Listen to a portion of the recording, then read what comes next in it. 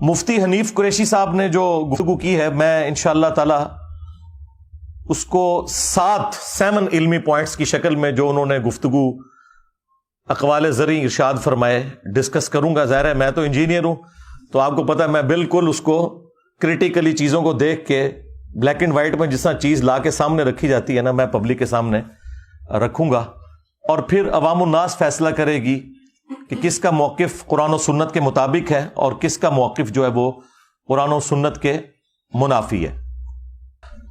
علمی point number 1، مفتی صاحب نے فرمایا کہ انجینئر صاحب جو ہیں وہ کروڑوں لوگوں کو گستاخ رسول اور ختم نبوت کا منکر اور کافر ڈکلیئر کرتے ہیں، اور علماء کی بے حرمتی کرتے ہیں ان عقائد اور نظریات کی بنیاد کے اوپر۔ آپ اندازہ کریں وہ بریلوی جنہوں نے باقی تمام مکاتب فکر کے کروڑوں لوگوں کو گستاخی کے نیزے کی نوک پہ لیا ہوا تھا پچھلے 100 سال سے، آئیں نہ قابو میرے فرعون۔ ہاں، اب ان کو اس ہیٹ کا اندازہ ہوگا۔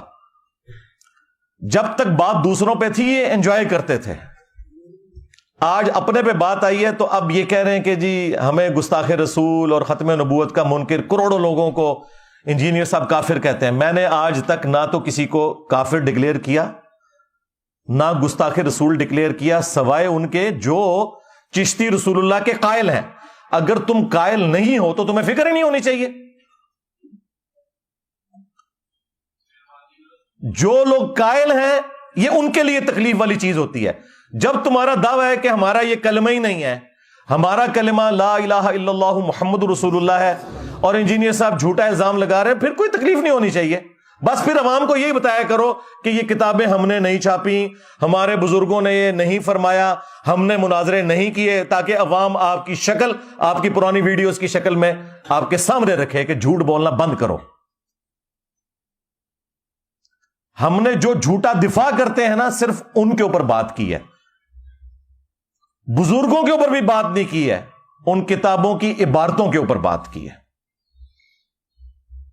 تو یہ بالکل ان کا جو الزام ہے یہ ردی کی ٹوکری میں پھینکنے والا ہے۔ اور پھر ان لوگوں کا اپنا حال یہ ہے کہ ان کے اپنے اعلی حضرت نے حسام الحرمین کے اندر جب علماء دیوبند کے اوپر فتویٰ دیا تو انہوں نے نہیں لکھا تھا کہ دیوبند کے علماء کے کفر میں شک کرنے والا بھی کافر ہے؟ تو کروڑوں دیوبندیوں کو تو انہوں نے ڈائریکٹ کافر نہیں لکھا تھا کیا حسام الحرمین کے اندر، بلکہ لکھا یہ اسلام سے خارج ہیں اور مرتد ہیں، یہ بھی حسام الحرمین میں لکھا۔ اور احکام شریعت میں جب ان سے پوچھا گیا، یہ فتوے لکھ رہے تھے وہ، یہ نہیں ہے کہ راہ چلتے کسی نے ویڈیو کلپ بنا لیا تھا، وہ غصے کی حالت میں تھے، فتویٰ پوچھا گیا کہ بتائیں کہ یہ جو وہابی ہیں، اور پھر اس بریکٹ کو کھولا، دیوبندی، اہل حدیث، رافضی یعنی اہل تشیع، قادیانی یعنی قادیانی کافروں کو بھی اسی صف میں لا کے کھڑا کیا جہاں باقی فرقے تھے، نیچری یعنی نیچر میں ماننے والے لوگ، سر سید احمد خان کے، ان سب کا ذکر کر کے وہ بندہ سوال کرتا ہے کہ ان کے ذبیحے کا کیا حکم ہے؟ تو وہ اعلیٰ حضرت پھر قول زرعی ارشاد فرماتے ہیں ان ساروں کو ذکر کر کے، دیوبندی، اہل حدیث، وہابی، قادیانی، نیچری، رافضی، وہ کہتے ہیں یہ سب کے سب 1,00,000 دفعہ بھی اللہ کا نام لے کر جانور کو قربان کریں تو ذبیحہ مردار ہی رہے گا، اور یہ سب کے سب مرتد ہیں یعنی واجب القتل ہیں۔ شمشیر اعلیٰ حضرت صاحب، تمہارے اعلیٰ حضرت تو اپنے سوا سارے فرقوں کے علماء اور ان کی پبلک کو واجب القتل قرار دیتے ہیں۔ تم لوگوں کی یہ جرت ہے کہ تم آج آ کے ہم سے بھیک مانگ رہے ہو کہ جی ہم پہ بات کیوں کر رہے ہیں؟ اب تمہیں ہیٹ محسوس ہوگی۔ یہ اللہ کی سنت ہے کہ اللہ تعالی نے موسیٰ علیہ السلام کی پرورش دربار فرعون میں کی تھی، اور میری پرورش جو ہے وہ بریلوی خاندان کے اندر کی ہے۔ مجھے پتا ہے ہم یہی کچھ کرتے رہے دوسروں کے ساتھ، اس لیے مجھ سے تو کوئی چیز چھپی ہوئی نہیں ہے۔ تو میں نے پھر بھی کبھی کسی کو کافر نہیں کہا، صرف عبارتوں پہ بات کی ہے، یا جو ان عبارتوں کا جھوٹا دفاع کرتے ہیں عام بریلوی دیوبندی اہل حدیث شیعہ کو کبھی بھی کافر نہیں کہا، ان کے بڑے علماء کو بھی کبھی کافر نہیں کہا۔ اعلی حضرت میرے سوا کوئی اور بولتا ہے ادر دین بریلوی؟ میں ہی بولتا ہوں نا، تو رسپیکٹ کے ساتھ ہی نام لے رہا ہوں نا۔ اور پھر اعلی حضرت کے جو ملفوظات ان کے اپنے بیٹے نے جمع کیے، جو پہلی جلد ہے اس کو تو اعلی حضرت نے خود پڑھا ہوا ہے ملفوظات کی، اور اس کی شان میں ربائی لکھی ہوئی ہے، اور وہ ملفوظات کے اینڈ پہ پرنٹ ہوئی ہوئی ہے۔ مفتی اعظم ہند مصطفیٰ رضا خان نوری، یعنی جو انڈیا میں بریلویوں کے مفتی اعظم، 1981 میں ان کی ڈیتھ ہوئی ہے، جن کی وہ مشہور زمانہ نعت ہے، تو شمع رسالت ہے عالم تیرا پروانہ، انہوں نے یہ ملفوظات جمع کیے ہیں۔ 3 سوال ہوئے ہیں اعلی حضرت سے۔ پہلا سوال ہوا ہے کہ کیا وہابی دیوبند اور اہل حدیث کے پیچھے نماز پڑھ سکتے ہیں یا اپنی علیحدہ پڑھیں؟ انہوں نے کہا کہ نہ ان کی نماز نماز ہے، نہ جماعت جماعت ہے۔ دوسرا سوال ہوا کیا ان کی مسجد میں نماز پڑھ سکتے ہیں؟ تو جواب دیا کفار کی مسجد مثل گھر کے ہے، عام گھر والی اس کی ایک تقدس والا معاملہ ہوگا، مسجد والا تقدس نہیں ہوگا، کفار کی مسجد۔ یہ نیو ٹی وی پہ بیٹھ کے کہہ رہے تھے ہم نے کبھی ایک دوسرے کو کافر نہیں کہا، یہ ڈائریکٹ لکھا ہوا ہے کفار کی مسجد۔ بخیر اعلی حضرت نے یہ بھی غلط لکھا، کفار کی تو مسجد ہوتی نہیں ہے، کفار کی عبادت گاہ لکھنا چاہیے تھا۔ ہاں، اعلی حضرت سے بھی بڑے اعلی حضرت موجود ہیں نا جو ان کی غلطیاں پکڑتے ہیں، ان سے سیکھ کے۔ کفار کی مسجد نہیں ہوتی، کفار کی عبادت گاہ ہوتی ہے، ورنہ قادیانیوں کو مسجد کیوں نہیں لکھنے دیتے یہ لوگ؟ اسی لیے کہ ان کا موقف ہے کہ وہ کافر ہیں، تو ہم انہیں مسجد نہیں لکھنے دیں گے، وہ بیت الحمد لکھتے ہیں۔ تو پھر یہ کیوں کہتے ہو کہ وہابیہ کی جو مساجد اور ان کو لکھا کفار کی مساجد، یہ لکھا کریں کفار کی عبادت گاہیں۔ اور تیسرا سوال ہوا اذان، تو انہوں نے کہا کہ نماز اور جماعت کی طرح ان کی اذان بھی باطل ہے۔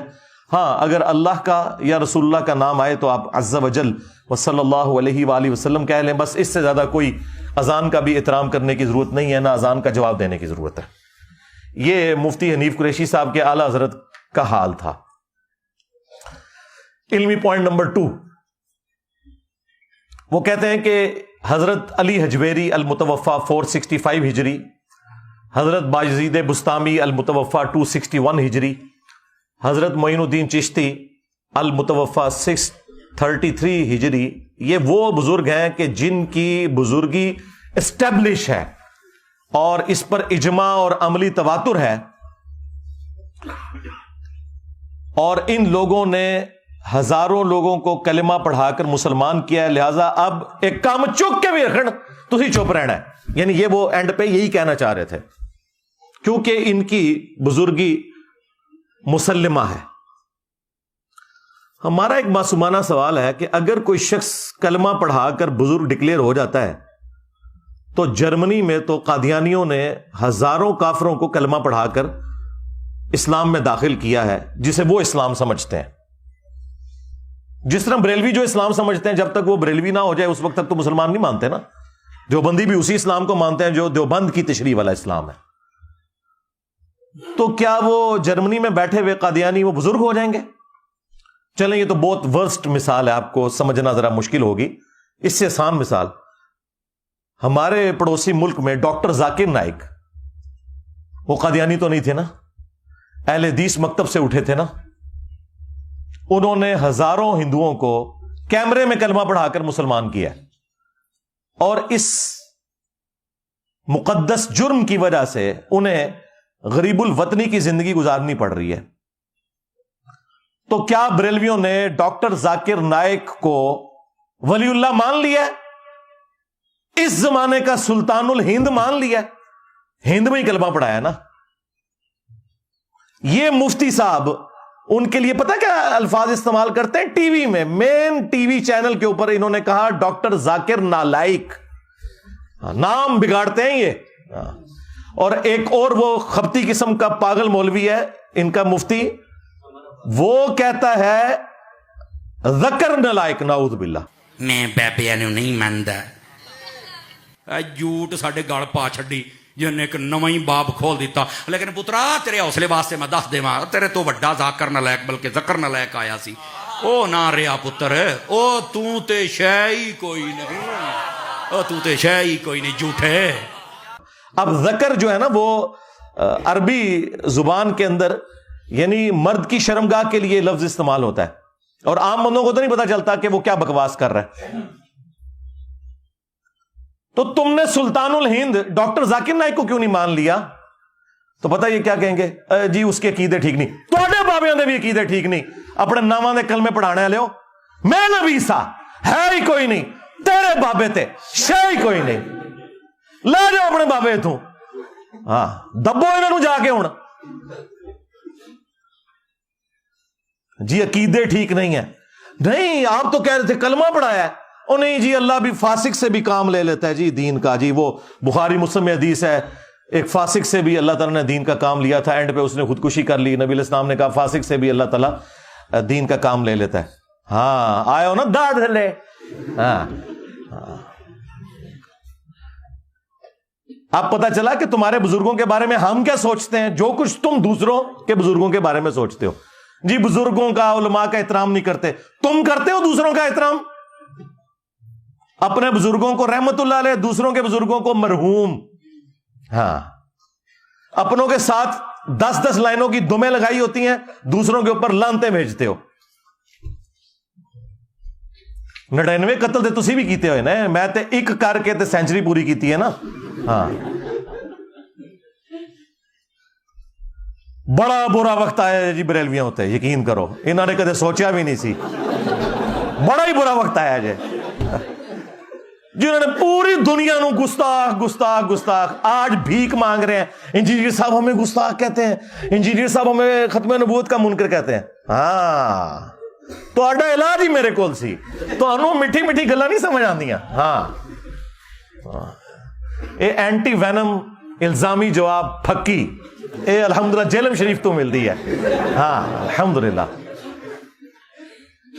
کتنی تمکنت ہوندی سی جی انہاں دی, نسدے جے ہن میرے نام تو بھی میرے کلپس تو بھی, جنہوں نے باقی لوگوں کو گستاخی کے نیزے کی نوک پہ رکھا ہوا تھا. تو میرے بھائی یہ جب تکلیف خود کاٹنی پڑتی ہے نا, پھر پتہ چلتا ہے دوسروں کو اس طریقے سے ڈکلیئر کرنا بڑا آسان ہے.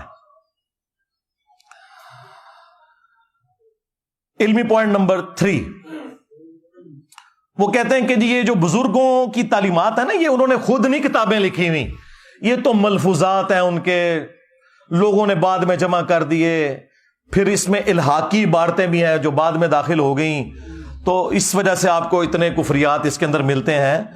اور پھر انہوں نے ساتھ اس کے ایڈ کیا کہ اگر یہ بزرگ ہمارے زمانے میں ہوتے ہیں نا, تو ہم انہیں سامنے بٹھا کے خود پوچھتے کہ حضرت یہ آپ نے بکواس ارشاد فرمایا ہے. ہاں بکواس ہی ہے نا, بکواس چھوٹا لفظ بول رہا ہوں, کفر بکا ہے آپ نے, یہ چشتی رسول اللہ والا کفر آپ نے بکا ہے. اور اگر وہ کہتے ہاں میں نے بکا ہے تو ہم ان پہ کفر کا فتویٰ دیتے. یہ مفتی صاحب نے کہا ہے ویڈیو میں کہ اگر یہ ہمارے زمانے میں آتے نا, تو ہم ان سے پوچھتے کہ حضرت یہ آپ نے کہا ہے, ہم نہیں مان سکتے آپ نے کہا ہے. اگر پھر بھی وہ کہتے نا کہ ہم نے کہا ہے, تو ہم ان پہ کفر کا فتویٰ دے دیتے. سرکار تو یہی تو بات میں بھی کر رہا ہوں, آپ نے مان لیا یہ کفریات ہیں.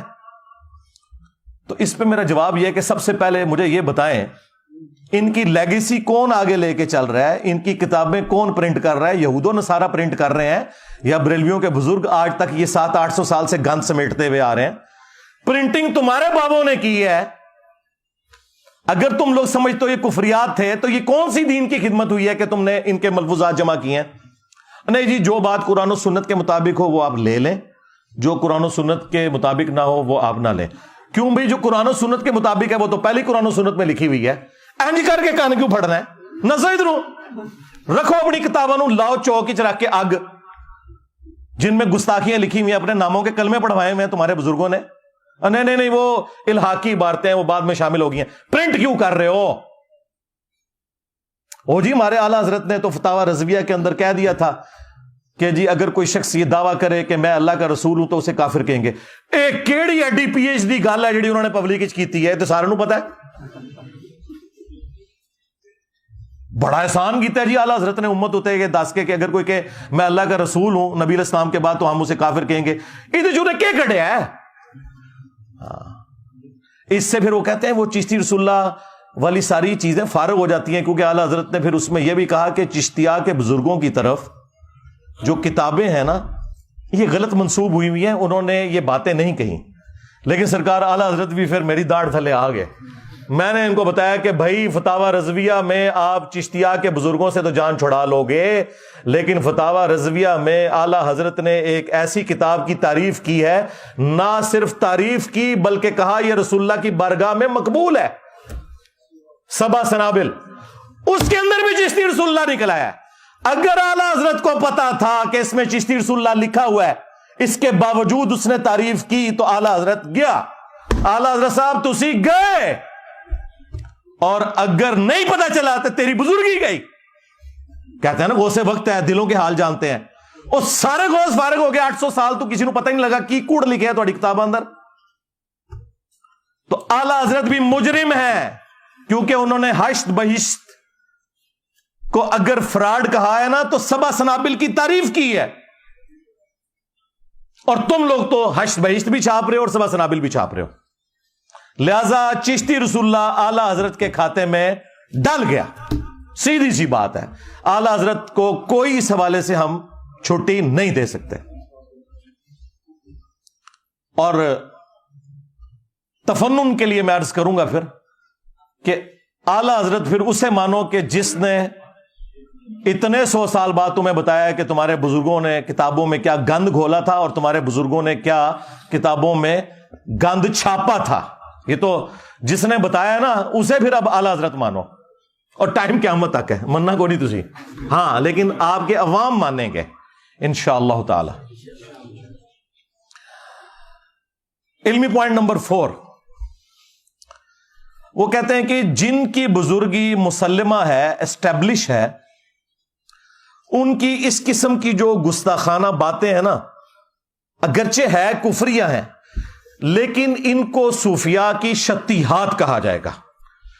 شتہیات کا مطلب ہے بونگیاں, پنجابی میں اس سے بہتر کوئی ترجمہ ہو ہی نہیں سکتا, یعنی کسی شخص کو ہوش نہ ہو کہ وہ کیا بول رہا ہے. تو صوفیاء اللہ کی محبت میں اتنے مست ہو جاتے تھے کہ انہیں اپنی ہوش نہیں رہتی تھی, اور اس کی وجہ سے وہ یہ کفریات بک دیتے تھے. اگرچہ یہ بکتے جو کچھ تھے وہ ہوتا کفر تھا, اور وہ کہتے ہیں اگر یہی بات کوئی اور کہے جو بزرگ نہ ہو تو ہم اسے کافر کہیں گے, لیکن بزرگ کو چھوڑ دیں گے. دیکھ کیسی 2 نمبری. یہ سیم کام پیر میرے علی شاہ صاحب نے کیا ہے. ہاں, انہوں نے تحقیق الحق جو کتاب لکھی, اس میں انہوں نے جب غلام احمد قادیانی دجال نے یہ اعتراض کیا نا کہ چشتی رسول اللہ لکھا ہوا ہے, انہوں نے کہا کہ ان کی بزرگی تو مانی ہوئی تھی, تم اگر پڑھواؤ گے نا کوئی ایسی بات تو تمہیں ہم کافر کہیں گے. وہ تو ایک خاص حالت میں انہوں نے یہ بات کی ہوئی ہے, ان کو ہم کچھ نہیں کہیں گے. اب پتا چلا کہ قادیانیوں کے سہولت کار کون ہے. ہاں, جس طرح وہ انڈین فلموں میں اور ہالی ووڈ کی فلموں میں اینڈ میں آپ کو پتا چلتا ہے نا کہ وہ بیچ میں سے سارا ماسٹر مائنڈ وہی نکلتا ہے بندہ جو کہ اس کے خلاف ساری جنگ کر رہا ہوتا ہے. یہ بھی سارے ماسٹر مائنڈ خود ہیں. آج تک انہوں نے کبھی گستاخانہ عبارتوں کے خلاف کوئی دھرنا دیا, لہذا یہ کوئی بھی ختم نبوت کے اوپر کام نہیں کر رہے. ختم نبوت کام وہ ہوگا جو چشتی رسول اللہ اور اشر علی رسول اللہ کے خلاف ہوگا. یہ صرف اینٹی قادیانی ہے. ایک چھوٹے سے طبقے کو انہوں نے پکڑا ہوا ہے, اور اپنے بلنڈر جو اس سے بڑے ہیں. بڑے آپ سوچ رہے ہوں گے کیسے, اس لیے کہ بھائی غلام القادیانی نے جو کچھ کیا وہ آج تک گالیاں کھا رہا ہے, اور جن کے بزرگوں نے کلمے پڑھائی ان کو رحمہ اللہ کہتے ہیں, بزرگی ان کی ڈکلیئر کر رہے ہیں. اس نے تو اپنے آپ کو امتی نبی کہا تھا, انہوں نے ڈائریکٹ اپنے آپ کو نبی کہا. تو بڑے مجرم تو یہ لوگ تھے, اور الٹا ہی بزرگیاں ویل کر رہے ہیں. تو کہتے ہیں شتہیات, بونگیاں. اب یہ جو ان کی بونگیاں ہیں ان کے لیے وہ کہتے ہیں کہ جی ہم آپ کو دلیل دیں گے قرآن و سنت سے. انہیں پتا ہے کہ ان کی تو بات کوئی نہیں مانی جانی, تو قرآن و سنت سے ہم کوئی دلیل پیش کریں, جو میں کئی ایک ویڈیوز کے اندر ان کے دلائل کا رد کر چکا ہوں. سب سے بڑی دلیل یہ دیتے ہیں کہ جی وہ صحیح بخاری کے اندر تعلیقاً ایک روایت موجود ہے مولا علی علیہ السلام کا قول، جس کی پوری سند سنن ابن ماجہ کے اندر موجود ہے، کہ نبی صلی اللہ علیہ وآلہ وسلم نے فرمایا 3 لوگوں سے اللہ تعالیٰ نے قلم اٹھا لیا ہے۔ نمبر 1 جو مجنون ہے، پاگل شخص، نمبر 2 سویا ہوا شخص، اور نمبر 3 جو نابالغ ہے۔ اب آپ سوچ رہے ہوں گے کہ ان تینوں میں ان کے بزرگ کہاں سے آگے؟ وہ کہتے ہیں وہ جو مجنون ہے نا، یعنی پاگل ہے، ہاں وہی پاگل ہے، اے اللہ دے عشق پاگل ہو جاندے نے۔ تو میں پھر وہ خادم رضوی صاحب علی گل کراں گا، اوے اینو ہلکا نہ جاڑو جڑا پونکدا جے نبی اتے پونکدا جے۔ اے سارے پاگل نبی اتے کیوں پونک کے گئے نے؟ کل تک تو تم ہمیں کہتے تھے با خدا دیوانہ باش، با محمد ہوشیار، اور بڑے فخریہ یہ مناظروں میں کہتے تھے کہ یہ آپ ہمیں بزرگوں کی شتیات نہ دکھائیں، یہ وحدت الوجود کی کیٹیگری میں نا وہ اللہ تعالیٰ کے بارے میں بات آتی ہے، نبی کے بارے میں کرتے تو ہم ان پہ کفر کا فتویٰ لگاتے۔ تو میں نے تو ساری گستاخیاں نبی کی شان میں نکالنی ہیں تمہارے بابوں کی، اب تم کہاں بھاگ کے جاؤ گے؟ با خدا دیوانہ باش، با محمد ہوشیار۔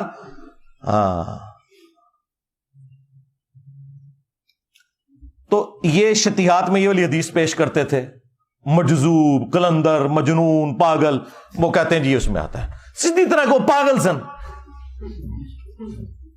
یہ پاگل ذرا اور ہوتا ہے یار، صحابہ میں تو اس طرح کا پاگل کوئی نہیں ہوا، یہ سارے بعد جی پاگل آئے نے، ساڑھے بتے ہی لگڑے سن پاگل۔ اچھا، دوسری وہ دلیل پیش کرتے ہیں کہ جی وہ مسلم شریف میں ایک حدیث موجود ہے، نبی علیہ السلام نے ایک توبہ کرنے والے شخص کی مثال بیان کی کہ اللہ تعالیٰ کو توبہ کرنے سے کتنی خوشی ہوتی ہے، اس شخص کی مانند کہ جو کسی صحرا کے سفر پر ہو اور اس کا سارا سامان سواری پر لدا ہوا ہو، تھوڑی دیر کے لیے وہ آرام کرے اور اس کی سواری وہاں سے غائب ہو جائے اور اسے اپنی موت سامنے نظر آئے،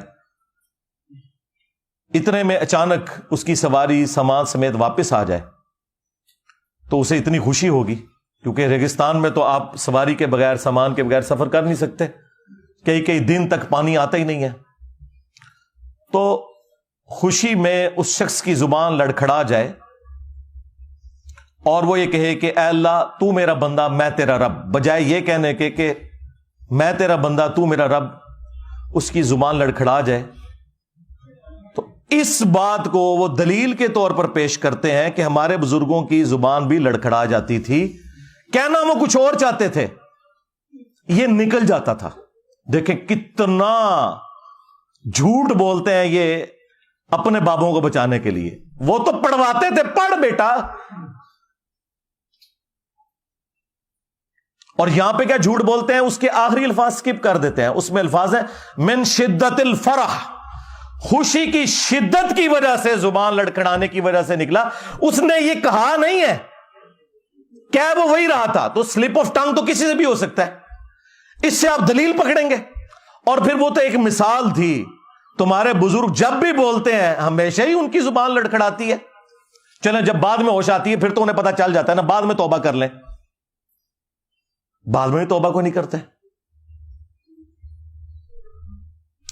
اور تیسری دلیل اس ویڈیو میں انہوں نے پیش کی، انہوں نے کہا کہ وہ دیکھیں قرآن پاک میں ہے کہ موسیٰ علیہ السلام کی جب پہلی ملاقات ہوئی اللہ تعالیٰ سے، جیسا کہ اس کی شان کے لائق ہے، تو درخت کی طرف سے آواز آئی تھی، وہ درخت اللہ تعالیٰ کی تجلیات کا مرکز بن گیا تھا، تو اس طرح ہمارے بزرگوں کی زبان اللہ تعالیٰ کی تجلیات کا مرکز بن جاتی ہے، اصل میں اللہ ان کے منہ سے بول رہا ہوتا ہے، استغفر اللہ۔ اور یار یہ عقیدہ تو ہمارا کسی نبی کے بارے میں نہیں ہے، رہ گیا یہ مثال دینا اس درخت کی یا کوہ طور کی مثال دینا کہ اس پہ اللہ نے تجلی ڈالی تھی، اس مثال کا تمہارے بابے سے کوئی لینا دینا ہے؟ آپ ہمیں پیغمبروں سے کوئی بات لا کے بتائیں کہ پیغمبروں کے اوپر کیفیت طاری ہوتی ہو اور پیغمبر اپنے منہ سے بول رہے ہوں اور وہ کہہ رہے ہوں کہ اس وقت اللہ میرے منہ سے بول رہا ہے، کفری عقیدہ ہے یہ۔ ہمارے محبوب علیہ السلام کے لیے بھی قرآن میں آیا وَمَا يَنْطِقُ عَنِ الْهَوَىٰ إِنْ هُوَ إِلَّا وَحْيٌ يُوحَىٰ، یہ اپنی خواہش نفس سے کچھ نہیں کہتے، یہ وہ کہتے ہیں جو انہیں وحی ہوتا ہے۔ ہم تو رسول اللہ کے لیے بھی یہ نہیں مانتے کہ ان کے منہ سے اللہ بولتا تھا، وحی ہوتی تھی۔ کس بات کو کہاں جوڑتے ہیں جا کے؟ اور چوتھی دلیل یہ دیتے ہیں کہ جی وہ بخاری میں حدیث ہے ہاتھ بن جاتا ہوں پاؤں بن جاتا ہوں. اچھا بس اتنی حدیث ہے؟ یہ پوری حدیث, یہی حدیث دلیل بنائی ہے کشف المحجوب میں بھی علی حجویری صاحب نے بھی. اس حدیث کے اوپر میں تفصیلی بول چکا ہوں, میری آپ یوٹیوب پہ ایک ویڈیو ضرور دیکھیں, توحید سے متعلق 10 دھوکے جو ان کے بزرگ دیتے تھے, ان میں نے اسے بھی ڈسکس کیا. یہ تو اللہ تعالیٰ نے کہا ہے کہ جب کوئی شخص فرائض پر پابندی اختیار کرتا ہے اور نوافل کے ذریعے ہمارا قرب حاصل کرتا ہے تو میں اس کے ہاتھ بن جاتا ہوں جس سے وہ پکڑتا ہے, میں اس کے پاؤں بن جاتا ہوں جس سے وہ چلتا ہے, میں اس کی آنکھ بن جاتا ہوں جس سے وہ دیکھتا ہے. تو کیا مطلب بھائی, کہنا کیا چاہ رہے ہو تم؟ یہ کہنا چاہ رہے ہو کہ اللہ اس کے پاؤں بن جاتا ہے, خود فزیکلی حلول کر جاتا ہے اس کے اندر؟ نہیں, یہ مطلب نہیں ہے. اس کے پاؤں نہ اور ہاتھ اللہ کا مظہر بن جاتے ہیں, بس پھر وہ ایک چھلانگ میں فلاں جگہ پہنچ جاتا ہے اور فلاں جگہ پہنچ جاتا ہے اور فلاں جگہ. بھائی اس حدیث کے اینڈ پہ آپ پڑھیں کہ جب وہ اپنے دشمن کے اگینسٹ مجھ سے پناہ طلب کرتا ہے تو میں اس کی دعا قبول کرتا ہوں. ہاں, اگر وہ بن چکا ہے تو خود کیوں نہیں دشمن کی ایسے گیچی مروڑ دیتا؟ دعا کیوں مانگتا ہے؟ وہ تو مظہر بن چکا ہے نا. اس کا معنی بالکل یہ نہیں ہے. اس کا مطلب یہ ہے کہ کوئی شخص اللہ کے ساتھ کمیٹڈ ہو, پھر اللہ تعالیٰ اسے نیکیوں کے اوپر استقامت دے دیتا ہے. ہاتھ بن جاتا ہوں, پاؤں بن جاتا ہوں, آنکھیں بن جاتا ہوں. اس سے مراد یہ ہے کہ پہلے تو وہ اپنی کوشش کرتا ہے نا, اس کے بعد میں اسے استقامت دیتا ہوں کہ پھر پوری زندگی اس کی آنکھیں, پاؤں, ہاتھ, کان گناہ کی طرف نہیں بڑھتے بلکہ میری طرف ہی آتے ہیں. یہ میں اسے انعام دیتا ہوں. یہ کہتا ہے پھر انعام کیا ہوا؟ انعام یہ ہے کہ پہلے اس نے کوشش کی, استقامت ہی تو انعام ہے. پوری زندگی نیک عمال کرنے والے لوگ بھی اینڈ پہ جا کے اپنا بیڑا غرق کروا بیٹھتے ہیں. استقامت سے بڑی کوئی نعمت نہیں ہے. تو یہ اللہ تعالیٰ کی طرف سے اسے انعام ملتا ہے. لیس کمثلہ شیء وہو السمیع البصیر. اللہ کی مثل کوئی شے نہیں ہے, وہی سننے والا دیکھنے والا ہے. اللہ کے لیے آپ مثال ہی نہیں بیان کر سکتے کہ جی میں پاؤں بن جاتا ہوں, اس سے مراد یہ ہے کہ اللہ اس کے پاؤں بن جاتا ہے. نہیں, یہ لٹریچر کی زبان میں بات ہو رہی ہے.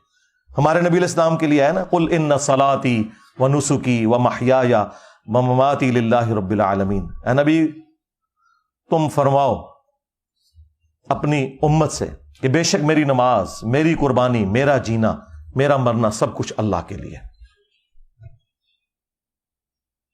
اچھا دیکھیں, ساری عزتیں انہوں نے اللہ کے نام کے اوپر, رسول کے نام کے اوپر ویل کی ہوئی ہیں, لیکن اس کے اگینسٹ عبادت ان بزرگوں کی کروا رہے ہوتے ہیں. بڑے پہنچے نے اللہ نو کدھر ذکر بھی نہیں کرتے بچے.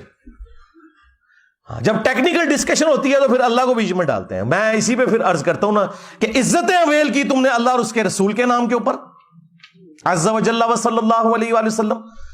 چندے بٹورے تم نے قرآن و سنت کے نام کے اوپر, سواریاں سوار کی تم نے مکے اور مدینے کے نام کے اوپر, اور پھینکی جا کے بغداد شریف, اجمیر شریف, دیوبند شریف, بریلی شریف میں. غداری کی ہے تم نے اللہ کے ساتھ اور اس کے رسول کے ساتھ, عز و جل و صلی اللہ علیہ وآلہ وسلم.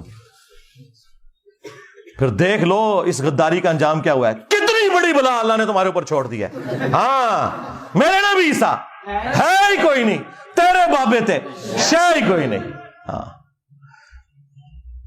کہتے ہیں تاریخ ہی اتنا بڑا فتنہ کوئی نہیں آیا. ہاں بالکل ٹھیک ہے, عربی والا فتنہ. واقعی ان کو تو آج تک کسی نے چیلنج ہی نہیں کیا تھا. یہ بیٹھے ہوتے تھے حکومتوں میں, کوئی بات کرتا تھا اس کو خاندان سمیت غائب کروا دیتے تھے. یہ تو آج یہ ماڈرن ڈیموکریسی, ماڈرن جو ویلیوز اس وقت اور سوشل میڈیا اور فریڈم آف ایکسپریشن کی برکات ہے. ادروائز یہ لوگ تو ابھی تک تو یہ حکومت کرتے آ رہے تھے, لیکن ہر عروج کو زوال ہے. یہ تو ہونا تھا ایک دن. وہ اللہ تعالیٰ کی سنت ہے, جس سے مرضی کروا لے. پیچھے تو اللہ ہوتا ہے نا, انسان تو کچھ بھی نہیں کر سکتا. تو اس قسم کے یہ لیم ایکسکیوزز پیش کر کے دفاع کیا کرتے تھے اپنے بابوں کا. علمی پوائنٹ نمبر 5, یہ انتہائی خطرناک اور شرمناک قسم کی اپروچ مفتی صاحب کی. یہ ساری باتیں کرنے کے بعد نا کہ جی یہ ان کی طرف غلط منسوب ہے, وہ ایسا کر نہیں سکتے, اگر ہمارے سامنے کرتے ہم فتویٰ دے دیتے, یہ کتابیں بدل گئی ہیں. اینڈ پہ جا کے نا جنہوں کے اندر پنجابی گھوں کھا لیا, ہاں غلاظت کھا لی, اور ان باتوں کا دفاع کرنا شروع کر دیا.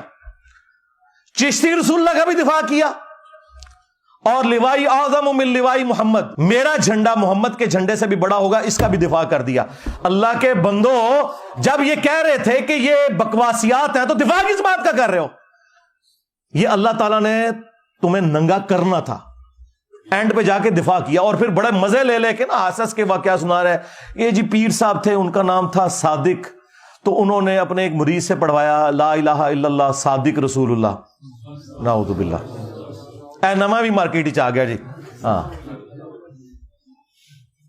پھر دوسرے کسی بزرگ تک بات پہنچی تو انہوں نے کہا نہیں، کوئی پریشانی والی بات نہیں ہے، وہ صادق اپنے آپ کو مراد نہیں لے رہے تھے، وہ صادق نبی علیہ السلام کو مراد لے رہے تھے، کیونکہ نبی علیہ السلام بھی تو صادق اور امین ہے۔ دیکھو کڈی کہانی کراندے جے، پر چشتی دی چے تے عربی چ کوئی نہیں جے ہوندی، ہاں۔ اچھا، یہ تعویل پرانے بزرگ بھی کرتے تھے کہ وہ جب کلمہ پڑھا رہے ہوتے تھے نا تو بیچ میں نیت نبی علیہ السلام کی کرتے تھے، ہاں۔ تو سرکار اس کا مطلب یہ ہے کہ اگر سیدنا ابوبکر کلمہ پڑھاتے ہیں صدیق رسول اللہ، تو نبی علیہ السلام بھی تو صدیق ہیں، نبی علیہ السلام فاروق بھی ہیں، نبی صلی اللہ علیہ وآلہ وسلم غنی بھی ہیں، آپ مرتضیٰ بھی ہیں، حیدر بھی ہیں۔ تو کیا خلفائے راشدین اپنے ناموں کے کلمے پڑھا کے تو یہ کنایا کیا کرتے تھے؟ تو یہ جو میں نے دعویٰ کیا تھا نا کہ ان کا اور ان کے بزرگوں کا اس دین کے ساتھ کوئی لینا دینا نہیں ہے جو اس شخصیت میں نازل ہوا ہے جس کی قبر مدینے میں ہے صلی اللہ علیہ وآلہ وسلم، تو میں یہ کہنے میں حق و جانب ہوں کہ مرنے سے پہلے اے مسلمان کر لے اس پہ غور، کتابوں کا خدا اور ہے، بابوں کا خدا اور، کتابوں کا پیمبر اور ہے، بابوں کا پیمبر اور۔ یہ لوگ میرے پہ اعتراض کرتے تھے نہیں جی خدا تو ساروں کا ایک ہے، انجینئر صاحب نے 2 خدا بنا دیے۔ یہ بھائی محاورے میں بات ہو رہی ہے، خدا تو واقعی سب کا ایک ہے، آپ بھگوان کہہ لیں، خدا کہہ لیں، اللہ کہہ لیں، گاڈ کہہ لیں، سپریم بینگ کہہ لیں، سپر نیچرل ایجنسی کہہ لیں، لیکن ان کوالٹیز کے ساتھ ماننا ہے جو نبی صلی اللہ علیہ وآلہ وسلم نے تعلیم فرمائی ہیں، ورنہ پھر آپ اس اللہ رسول کو نہیں مان رہے، ہاں، آپ اپنے بزرگوں کی تعلیمات لے کر چل رہے ہو۔ تو اینڈ پہ جا کے انہوں نے پھر دفاع کیا چشتی رسول اللہ کا، اور پھر لوائی اعظم من لوائی محمد، بازید کے اس نعرے کا انہوں نے دفاع کیا کہ قیامت کے دن بازید نے کہا تھا نا کہ میں، یعنی اس کی زبان سے یہ، بلکہ یہ الفاظ جو موجود ہیں وہ تو بڑے خطرناک ہیں کہ بازید سے پوچھا گیا کہ بتائیں قیامت کے دن سب لوگ کس کے جھنڈے کے نیچے ہوں گے؟ تو اس نے کہا کہ میں اللہ کی قسم اٹھا کر کہتا ہوں کہ ساری مخلوقات، محمد اور تمام انبیاء قیامت کے دن میرے جھنڈے کے نیچے ہوں گے، نعوذ باللہ من ذالک۔ تو مفتی صاحب نے اس کی تعویل کی ہے جی، اس کی تعویل میں یہ کرتا ہوں کہ ان کے منہ سے اس وقت اللہ بول رہا تھا، ہاں، یہ پرانے بھی یہی کچھ کہتے تھے، تو اللہ کا جھنڈا تو محمد کے جھنڈے سے بڑا ہی ہوگا نا۔ ان ظالموں سے پوچھو کہ قیامت کے دن کیا اللہ کا جھنڈا اور محمد کا جھنڈا الگ ہوں گے، یا لواء الحمد اللہ کا جھنڈا محمد رسول اللہ صلی اللہ علیہ وآلہ وسلم کے ہاتھوں میں ہوگا؟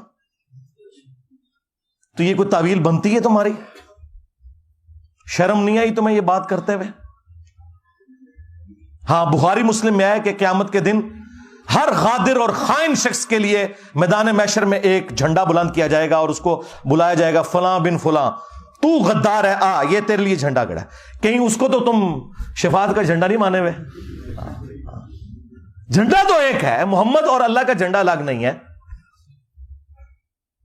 کسی خلیفہ راشد کی جرت نہیں ہوئی کہ وہ اپنی زبان سے ایسی بات کرے۔ شکر کرو حضرت عمر زندہ نہیں ہے، ورنہ فیصلہ کسی اور طریقے سے ہوتا، میں تو صرف زبان کھولتا ہوں۔ تو یہ وہ دفاع کر رہا تھا پہلے اتنی باتیں کر کے، تو یہ ایک ٹکٹ میں ایک نہیں، دو نہیں، تین نہیں، چار مزے کرتے ہیں، اور میں نے ان کے چاروں مزے ہی خراب کر دیے ہیں اللہ کے فضل سے۔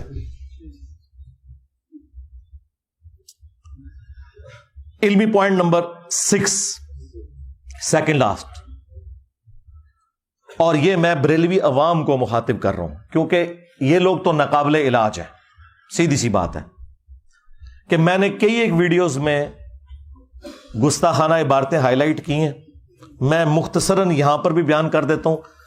آپ اپنے علماء سے پوچھیں کہ یہ عقیدے آپ کے قرآن و سنت میں کہاں فٹ بیٹھتے ہیں۔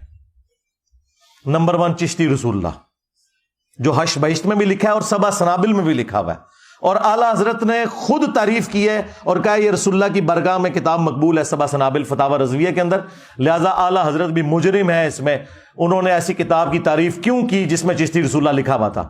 اگر انہوں نے انجانے میں کی تو ان کا علم غیب فارغ، اور اگر جان بوجھ کے کی تو ایمان بھی فارغ۔ اب آپ فیصلہ کریں۔ جی وہ معین الدین چشتی صاحب خاص حالت میں تھے، مرید ہونے ایک شخص آیا تو پوچھا کلمہ کیسے پڑھتا ہے؟ اس بیچارے نے صحیح کلمہ سنایا، کہا نہیں ایک دفعہ نا اس طرح پڑھ، چشتی رسول اللہ کے ساتھ پڑھ۔ تو اس نے پڑھ دیا تو کہتے ہیں خواجہ صاحب بہت خوش ہوئے، اسے مرید بھی کیا اور اسے انعامات سے نوازا، اور پھر جاتے ہوئے کہا کہ وہ میں نے تیرا امتحان لیا تھا، کلمہ وہی ہے بس۔ یہ جو آخری جملہ کہتے ہیں رجوع ہو گیا۔ سرکار رجوع اس طرح ہوتا ہے؟ خود تو دوسروں کو کہتے ہو کہ جو جھوٹی موٹی بھی قادیانی لکھ کے جرمنی چلا جائے تو اسے اعلانیہ توبہ کرنی ہوگی، تمہارے چاچے کو، تمہارے چاچے چشتی کو توبہ نہیں کرنی ہوگی؟ اور چاچا جی تھوڑی چاچی گئی، ہاں جب تو نے چشتی رسول اللہ پڑھایا تھا تیری بیوی فارغ ہو گئی تھی، سب سے پہلے تجھے دوبارہ چاچی لینی ہے جا کے واپس، اس کے بعد تیری بیعت بھی ٹوٹ گئی تھی۔ جب تک تو خود مرید نہیں ہوتا کسی کا تو آگے بیعت کسی کو نہیں کروا سکتا۔ جو ان کا ڈھکوسلا چل رہا ہے تصوف کا، مطلب میں تو اس کو فراڈ سمجھتا ہوں، سلسلہ ٹوٹ گیا تو اس نے بیعت کیا کیا ہے فراڈیے نے؟ نہیں جی یہ غلط منصوبہ ہے، پرنٹ کیوں کر رہے ہو؟ اتھے کیوں نہیں ترنے دینے جا کے؟ اتھوں ترنے نکل دے جی جیتو کتاباں بھی پرنٹ ہوندیاں نے، اتھے نہیں دیندے۔ تو یہ بالکل فراڈ ہے۔ توبہ اسی طریقے سے ہوگی کہ میں نے کفر بکا تھا، سب سے پہلے میں کلمہ پڑھ کے مسلمان ہوتا ہوں، آج تم واپس چلا جا، میں پہلے خود کوئی پیر تلاش کروں گا، کوئی پھر نکاح خام تلاش کروں گا، اور نیا حق مہر بھی ہوگا، یہ ذہن میں رکھیے گا، ایویں نہیں چاچی واپس آندی، ہاں جب نکاح نیا ہوگا تو حق مہر بھی نیا ہوگا۔ چاچو تیری چاچی گئی، ہاں چاچو دی چاچی گئی، چاچی بھی چے تے چاچو بھی چے تے چشتی بھی چے، اے ہن تھلے لکھیا کرو چشتی چاچو تیری چاچی گئی، اے لے جاؤ جتھے کوئی بزرگاں دی گل کرن تھلے لکھو چشتی چاچو تیری چاچی گئی۔ ہاں ہاں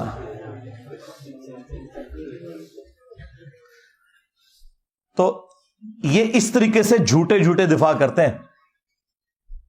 اللہ کے بندو اس طریقے سے اگر معاملہ، اگر کلمہ ہی نہیں ہے تو پیچھے اسلام کیا رہ گیا؟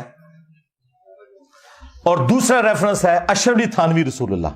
آپ سوچ رہے ہوں کہ اس کا ذکر کیوں کر رہے ہیں بریلویوں کے ساتھ؟ اس لیے کہ بریلویوں کو یہی بات سمجھ آئے گی، کیونکہ اشرف علی تھانوی رسول اللہ کو وہ کفر کہتے ہیں آلریڈی۔ اب ویسے خاموشی اختیار کر لی ہے۔ ایک مولوی نے تقریر ریکارڈ کی، کہتا رہا اشرف علی رسول اللہ کا سوال تو یہ علماء دیوبند خود جواب دیں گے، میں صرف چشتی رسول اللہ کا جواب دوں گا۔ ہائے ہائے کس طرح پرا بڑے نے، یعنی ایک جملہ بولنے کے لیے تیار نہیں ہے، کہہ رہے ہیں وہ دفاع کریں گے۔ ایک جملہ بول دو نا کہ ہم 100 سال سے کفر کہہ رہے تھے، اب انجینئر کی وجہ سے اب ہم صرف انجینئر پہ بھونکیں گے، ان کو ہم کچھ نہیں کہیں گے، ہم اتنے ماز نہیں کھول سکتے، وہ انجینئر کا حوصلہ ہے۔ ہاں تو یہ دوسرا ریفرنس بھی بریلویوں کے کھاتے میں ہے، کیونکہ اب یہ خاموش ہو رہے ہیں، اور جب اس کو کفر کہیں گے تو ہم لا کے چشتی رسول اللہ سامنے رکھ دیں گے، آپ کہیں گے ہاں جی فتویٰ تو آپ پہلے ہی دے چکے ہو، لو تمہارے بابا جی اور چاچو جی اور چاچی جی فارغ۔ تیسرا ریفرنس میں نے کشف المحجوب سے دیا تھا، صحب اور سکر والے چیپٹر میں انہوں نے باجزید بستامی کا سکر بچانے کے لیے اور جنید بغدادی کا صحب بچانے کے لیے انبیاء کرام کو تختہ مشق بنایا، اور انہوں نے کہا کہ جس طرح حضرت داؤد علیہ السلام کی بھی نظر پڑ گئی تھی نا اپنے ایک صحابی کی بیوی پر، اور انہیں پسند آئی اور جنگ میں آگے مروا دیا اور خود شادی کر لی، تو وہ حالت صحف میں تھے۔ یہ صحف سواد والا ہے، یعنی ہوش میں تھے، وہ ایک سین کے ساتھ صاحب ہوتا ہے، وہ بھول ہوتا ہے، تو اسی لیے انہیں بعد میں توبہ بھی کرنی پڑی۔ یہ جھوٹا واقعہ جو تورات میں لکھا تھا، اس سے انہوں نے جنید بغدادی کا صحف ثابت کیا کہ اگر کوئی بزرگ کام ڈال دے نا ہوش میں بھی تو آپ نے کوئی فکر نہیں کرنی، وہ حالت صحف میں ہوتے ہیں، ہوش بھی کمپاؤنڈ پھر بھی تسی تعویل کرنی چاہتی۔ ہاں اور سکر انہوں نے کہا مدہوشی، تو اس کی مثال کیا نبی علیہ السلام کی جو نظر پڑی تھی ایک صحابی کی بیوی پر، نعوذ باللہ، زید بن حارثہ کی، اور اللہ تعالیٰ نے اس صحابی کے دل میں اس کی نفرت ڈالی، پھر حضور نے ان سے شادی کر لی.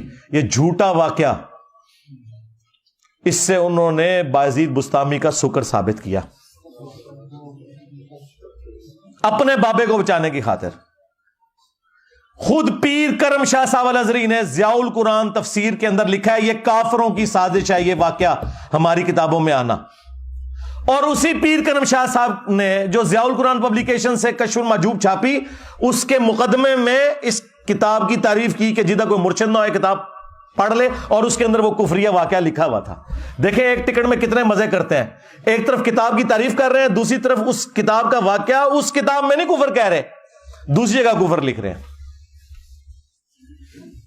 تو دیکھیں پھر ہماری عقابی نظریں کہاں پہنچتی ہیں. ہم میں شرافت تو مولا علی والی ہے، لیکن چلاکی و شیاری بنو امیہ سے بھی زیادہ ہے اللہ کے فضل سے، الحمدللہ. ہاں تو یہ ہم پوچھیں گے کہ یہ کفار کون ہے جنہوں نے سازش کر کے نبی علیہ السلام کے اوپر یہ جھوٹ باندھا ہے، اس شخص کے اوپر کہ جس کے بارے میں قرآن میں ہے ما ضل صاحبکم وما غوا، تمہارے نبی نہ کبھی بہکے ہیں نہ کبھی بے راہ چلے ہیں، جن کے بارے میں بخاری مسلم میں آیا کہ کنواری لڑکیوں سے زیادہ شرم و حیا تھی ان کے اندر. ان کے بارے میں تم کہہ رہے ہو کہ وہ صحابی کی بیوی کے اوپر نعوذ باللہ اس طرح ہو گئے. اور ایک چھوٹو مولوی انہوں نے لانچ کیا، وہ چھوٹو ایسا میرے قابو آیا ہے، یہ چھوٹو آج کہہ رہا ہے یہ چشتی رسول اللہ تو بالکل کفر ہے، یہ تو بعد میں کسی نے ڈالا ہے. اور یہ چھوٹو اس مناظرے میں نہ صرف بیٹھا ہوا تھا جس میں انہوں نے چشتی رسول اللہ کا دفاع کیا، بلکہ یہ پیچھے سے سبحان اللہ بھی کہہ رہا تھی. ہاں خواجہ نے کیا فرمایا، سنو کہ میں کون ہوں اور کیا ہوں.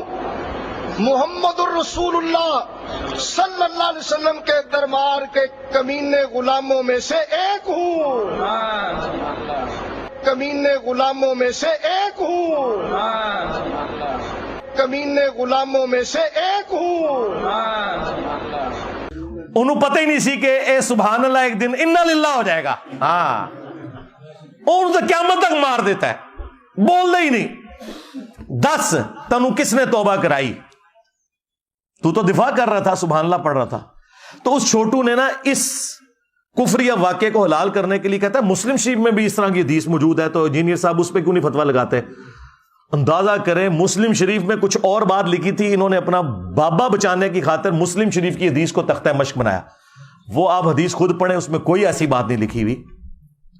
صحیح مسلم میں حدیث موجود ہے کہ نبی صلی اللہ علیہ وآلہ وسلم نے فرمایا کہ اللہ تعالیٰ نے مجھے اچانک جو نگاہ پڑ جاتی ہے نا کسی نامحرم پر، حکم دیا کہ میں فوراً ہٹا لوں. اور ایک اور حدیث ہے صحیح مسلم کے اندر جو اس نے پیش کی کہ نبی علیہ السلام ایک جگہ بیٹھے تھے، سامنے سے کچھ عورتیں گزری، آپ کی اچانک نظر پڑی تو آپ نے ہٹا لی اور آپ اپنے گھر گئے، اپنی بیوی کے ساتھ ازدواجی تعلق قائم کیا اور پھر باہر تشریف لائے. اور آپ نے فرمایا کہ اگر اس طریقے سے کسی کی نظر نامحرم پر پڑ جائے غلطی سے تو فوراً ہٹا لے اور وہ اپنی بیوی کے پاس جائے، کیونکہ اللہ تعالیٰ نے اس کے پاس بھی وہی چیز رکھی ہے. یہ طریقہ تمہیں دل صاف رکھنے کے لیے، پاک رکھنے کے لیے ایک کارگر طریقہ نبی صلی اللہ علیہ وآلہ وسلم نے تعلیم فرمایا. اس سے وہ کہہ رہے ہیں کہ جی وہ جو واقعہ لکھا ہوا ہے نا زید ابن حارثہ کی بیوی والا، اس میں تو لکھا ہے کہ وہ ناپسند ہوئی، نبی علیہ السلام نے اس عورت سے شادی کر لی. یہ واقعہ اگر مسلم میں یوں ہوتا نا کہ جس عورت پہ حضور کی نظر پڑی تھی وہ جیسے ہی اپنے گھر پہنچی، اس کے خامند کے دل میں اللہ نے اس کی نفرت ڈال دی، پھر اس نے طلاق دے دی، پھر نبی علیہ السلام نے اس کو بلوا کے خود اس سے شادی کر لی. یہ بکواس لکھا ہوا تمہارے بابے نے، مسلم شریف میں یہ نہیں لکھا ہوا. دھوکہ دینا بند کرو. یہ 3 ریفرنس ہو گئے جی. چوتھا ریفرنس وہ تذکرۃ الاولیاء میں جو بایزید نے کہا کہ لوائی اعظم من لوائی محمد، قیامت کے دن محمد کے جھنڈے سے بڑا میرا جھنڈا ہوگا، اور میں قسم اٹھا کے کہتا ہوں کہ محمد اور تمام انبیاء اور تمام انسانیت میرے جھنڈے کے نیچے ہوگی. اور تنو کھنگڑ نہیں دینا کسی نے. ہاں اور حنیف قریشی صاحب کہہ رہے ہیں نہیں وہ اللہ بول رہا تھا اللہ کا جھنڈا تو محمد کے جھنڈے سے بڑا ہوگا. بھائی اللہ کا جھنڈا تو آلریڈی محمد صلی اللہ علیہ وآلہ وسلم کے ہاتھوں میں ہے، تمہارے بابے کے ہاتھ میں کون سا جھنڈا ہے؟ کہیں وہ جھنڈا تو نہیں جو بخاری مسلم میں آیا کہ ہر غادر اور خائن شخص کے لیے، دھوکہ باز کے لیے میدان محشر میں ایک جھنڈا گاڑا جائے گا اور اسے آواز دی جائے گی فلاں بن فلاں آ جا، ایتھے کھلو پتہ لگے کہ تو دھوکے باز ہے. یہ تمہارے بابوں کے ساتھ ہونا ہے. یہ جھنڈے ہیں جن کو تم نے لواء الحمد مانا ہوا ہے. تمہارا بايزيد یہ کہتا رہا. اب تو یہ دفاع کرتے ہیں نا, تو پھر ہم انہیں کہہ سکتے ہیں نا. اور دیکھو تمہارا بايزيد یزید دا ابا, ہاں یہ بھی 261 ہجری میں مرا ہے, اور ہمارے امام مسلم بھی 261 ہجری میں دنیا سے تشریف لے گئے. ایک ہی سن میں دونوں فوت ہوئے ہیں. ان کی کنیت ہے ابو الحسین, ہاں, اور تیرے بابے کی کنیت ابو یزید. اور اس سے بڑا جھوٹ کہتے ہیں امام جعفر کا مرید تھا وہ. اور جعفر کے مرید تو آج یزید نہیں رکھتے اپنے بچوں کے نام, کہتے ہیں جی جائز نہ ہے, رہو نا, ہاں, تاکہ جو سکول جاؤ. ہائے ہائے ہائے ہائے, کتنا کلپ وائرل ہوا ہے. پھر انہوں نے ایک گل سمجھ آندی ہے, ہاں, تیرے بچے جب سکول جائیں تو لوگ کہیں یزید آ گیا, اور چھٹی کے وقت جب تو لینے کے لیے جائے تو کہیں یزید دا ابا آ گیا. ہاں, بچاؤ اپنے بابے نو, ہن اپنے نام رکھو, اپنے پتروں دے نام یزید رکھو, اور اپنی کنیت رکھو ابو یزید. ہاں, تیرا ابو یزید تو کہتا رہا کہ محمد صلی اللہ علیہ وسلم میرے جھنڈے کے نیچے ہوں گے, اور میرا امام مسلم ابو الحسین مسلم نے مسلم شریف میں حدیث لی کہ نبی علیہ السلام نے فرمایا قیامت کے دن سب سے پہلے میں قبر سے نکالا جاؤں گا, سب سے پہلے میں شفاعت کروں گا, سب سے پہلے میری شفاعت قبول کی جائے گی. اور مسلم شریف میں ایک اور حدیث ہے کہ سب سے پہلے میں جنت کا دروازہ کھٹکھٹاؤں گا, داروغے جنت پوچھیں گے کون, میں کہوں گا محمد, تو وہ کہیں گے کہ مجھے اللہ نے حکم بھی یہ دیا تھا کہ صرف آپ کے نام کے اوپر یہ دروازہ کھلے گا. ہاں, یہ میرا امام لکھ کے گیا ابو الحسین مسلم بن حجاج القشیری. اور بايزيد کے چیپٹر میں نا انہوں نے لکھا ہوا ہے بايزيد بستامی کی معراج. ہاں, اور کہتے ہیں جس طرح انبیاء میں رسول اللہ کو معراج ہوئی ہے نا, اس طرح اولیاء میں اس کو ہوئی ہے معراج. یعنی ابو بکر عمر عثمان و علی کو نہیں ہوئی, ان ہوئی ہے. اور کہتے ہیں جنید بغدادی فرمایا کرتے تھے, اس میں سال لکھا ہوا ہے تذکرۃ الاولیاء میں, کہ بايزيد کا مقام اولیاء میں ایسا ہے جیسا کہ جبرائیل علیہ السلام فرشتوں میں, یعنی فرشتوں کے سردار جبرائیل ہیں, اولیاء کے سردار بايزيد ہیں. تو سرکار عبد القادر جیلانی دی ہو گئی چھوٹی. ہاں, کیونکہ آپ تو کہتے ہیں وہ اولیاء کے سردار ہیں, اور عبد القادر جیلانی تو آئے بھی بعد میں, وہ 471 میں پیدا ہوئے اور 561 ہجری میں فوت ہوئے, اور یہ ان سے 300 سال پہلے فوت ہوئے 261 ہجری میں بايزيد بستامی. فیصلہ کرو کہ اولیاء دا سردار کون ہے. ہم سے پوچھیں گے, ہمارے تو اولیاء کے سردار ہیں ابو بکر, عمر, عثمان و علی رضی اللہ عنہم اجمعین وعلیہم السلام اجمعین. تو اسی فیصلہ کرو کہ عبد القادر جیلانی ولیاں دا سردار ہے یا بايزيد بستامی, کیونکہ تواڈے جنید بغدادی نے کہا ہے نا. ہاں, اور جنید بغدادی تو خود عبد القادر جیلانی کا پردادا پیر ہے.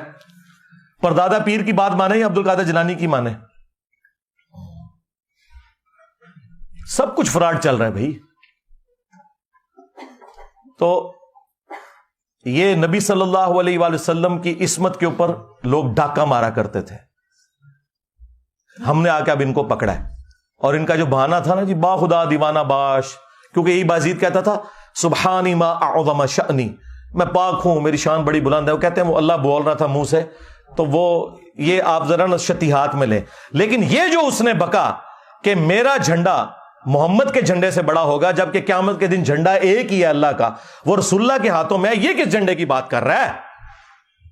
ٹائم قیامت تک کا جواب دینا جو ویڈیو چاہ کے دا.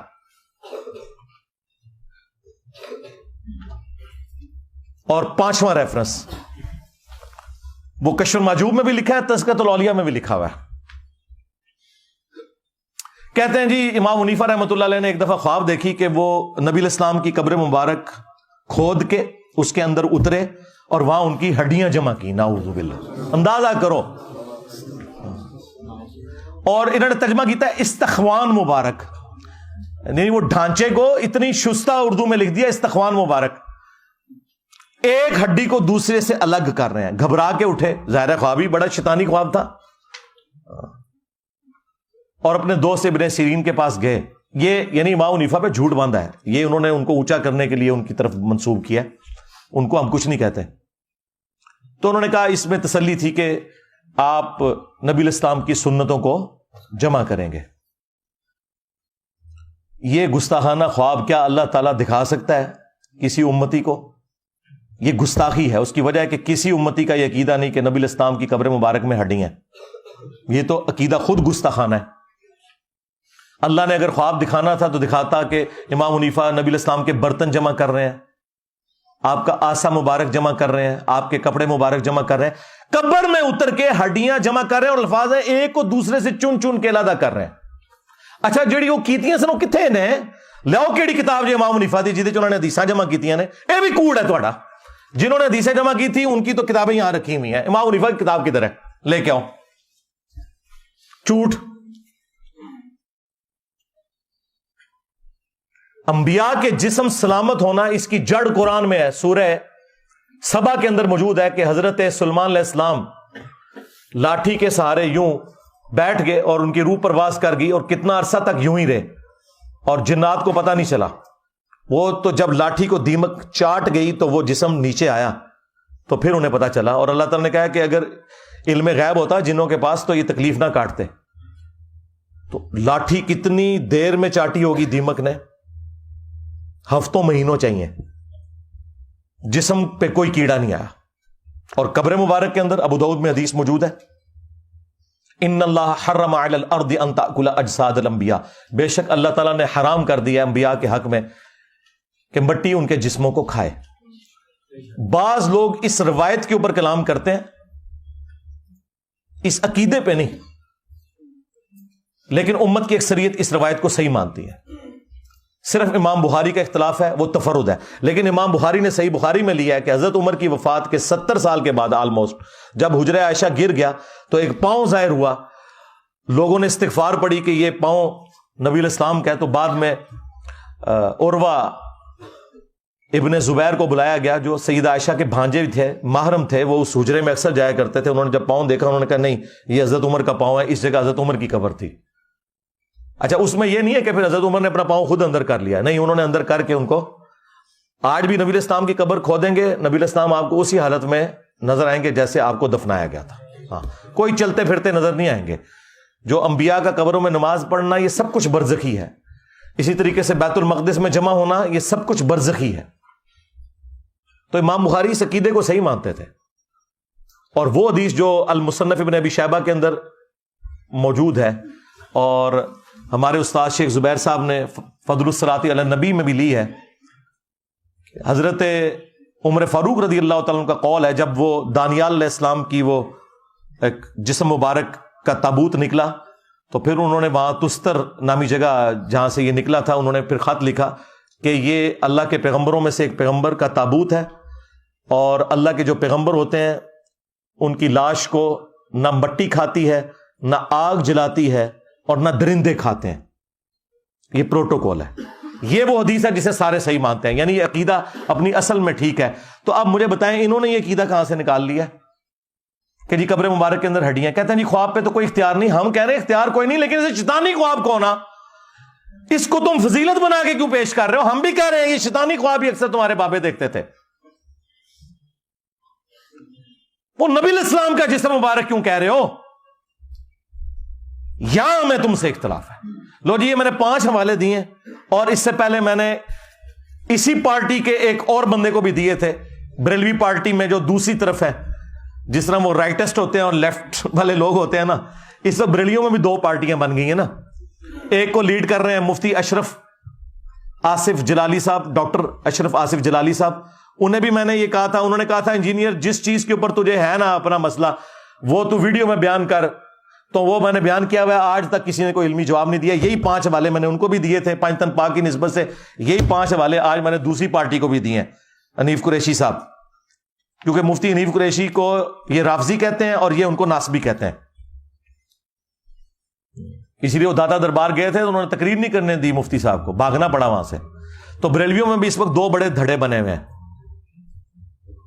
تو اس کو تو میں نے پہلے دیا تھا, مفتی صاحب کو میں نے اب دے دیا, اور میں نے کوئی بے احترامی مفتی صاحب کی نہیں کی. امید ہے وہ ویڈیو میں آ کے جواب دیں گے اور ان ساری باتوں میں اپنی عوام کو سیٹسفائی کریں گے. ہمیں سیٹسفائی کرنے کی ضرورت نہیں, آپ اپنی پبلک کو خود جواب دیں. اور علمی پوائنٹ نمبر 7, جو آخری, جو ان کے پاس حربہ ہوتا ہے کہ جی انجینئر صاحب کو ہمارے ساتھ بٹھا دیں یا میرے پاس آ جائیں یا میں اکیڈمی آ جاتا ہوں. سرکار اس کی ضرورت ہی نہیں ہے. آپ اپنی کوئی نمائندہ شخصیت کی بات کریں. اس کی وجہ ہے کہ آپ کو تو اکثریت نہیں مان رہے. اکثریت تو پارٹی وہ ہے جو الیاس قادری پارٹی اور ڈاکٹر اشرف آصف جلالی پارٹی ہے, وہ تو آپ کو رافضی مانتے ہیں. تو آپ بریلویوں کے کہاں سے نمائندہ ہو گئے؟ سیدھی سی بات ہے, میجورٹی تو ان کے ساتھ ہے. آپ کو کس نے نمائندہ شخصیت بنا دیا؟ اور ان کی بھی بات ہم کریں گے, وہ بھی نمائندہ شخصیت نہیں ہے ڈاکٹر اشرف جلالی, کیونکہ دوسری پارٹی ان کے خلاف ہے. نمائندہ شخصیت ہے مفتی منیب الرحمان صاحب. ہاں, جب سعد رضوی صاحب کے دھرنے کے اوپر مشکل وقت آیا تھا تو اس وقت کے آرمی چیف نے مفتی منیب صاحب کو بلا کر ثالثی کروائی تھی. وہ ہے نمائندہ شخصیت. تو نکالو اپنے بڑوں کو, ہاں ہوا لگواؤ 14 اگست کے اوپر. ہاں یار, ہمارے پاکستانی قوم بھی اپنے صدر پاکستان کو ہوا لگواتی ہے. حالانکہ ڈیموکریٹک سسٹم میں صدر کے عہدے کی کوئی ضرورت ہی نہیں. یہ کروڑوں اربوں روپے کا نقصان پاکستانی نیشن کے اوپر انہوں نے تھوپا ہوا ہے.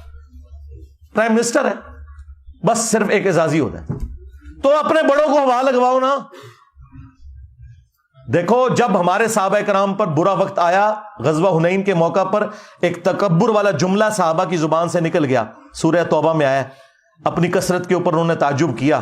تو اللہ تعالیٰ کہتا ہے پھر بھاگنے کی جگہ نہیں ملی. ہاں جی, ہم بدر میں 313 تھے, غالب آئے, آئے تو ہم ہزاروں میں ہیں.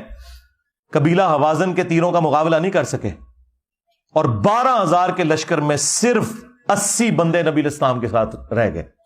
اور نبی الاسلام اپنے خچر پہ اکیلے آگے بڑھے 80 لوگوں کو ساتھ لے کر, اور آپ کی مہار آپ کے چچا زاد ابو سفیان بن حارث نے, یہ مامو جی کے والد نہیں ہے, یہ نبی الاسلام کے چچا زاد ہے, ابو سفیان بن حارث. اور نبی الاسلام خچر پہ آگے بڑھ رہے ہیں. انا النبی لا کذب انا ابن عبد المطلب, میں نبی ہوں, اس میں کوئی شک نہیں, میں عبد المطلب کا بیٹا ہوں, اس میں کوئی شک نہیں. یعنی لیڈر کا پتہ ہی اس وقت چلتا ہے جب مشکل وقت آتا ہے. اگر نبی الاسلام اپنی اس دعوت میں سچے نہ ہوتے تو کبھی آگے نہ بڑھتے. اور آپ نے ایک مٹھی بھری یوں کنکروں کی اور کافروں کی طرف یوں پھینکی, اللہ تعالیٰ نے ان کی آنکھوں کو اندھا کر دیا, مسلمانوں کو فتح نصیب ہوگی. تو سرکار, آپ کے فرقوں کے اوپر برا وقت آیا ہے تو نکالو اپنے بڑے باہر.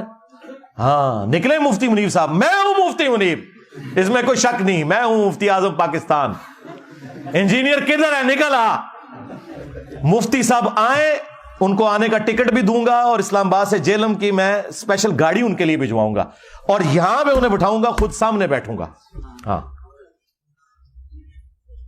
آ کے بات کریں عقیدے کے اوپر. اور یہ مجھے شوق نہیں ہے, یہ کہتے ہیں نا جی بیٹھ, اور ہمارے اسٹوڈنٹ بھی ہمیں آئے دن جو ہے وہ تنگ کرتے ہیں. میں آپ لوگوں کی وجہ سے کہہ رہا ہوں, ورنہ مجھے کوئی ضرورت نہیں یار. جن لوگوں کی اپنی ویورشپ سینکڑوں اور ہزاروں میں ہے, ٹھیک ہے, میری تصویر لگائیں تو ہزاروں تک جاتی ہے, ان کے ساتھ مجھے بیٹھ کے کیا لینا ہے. آئے, جو بندیوں کو شوق ہے مفتی تقی عثمانی صاحب کو نکالیں. میں ہوں مفتی تقی عثمانی, علماء دیوبند کا ہیڈ.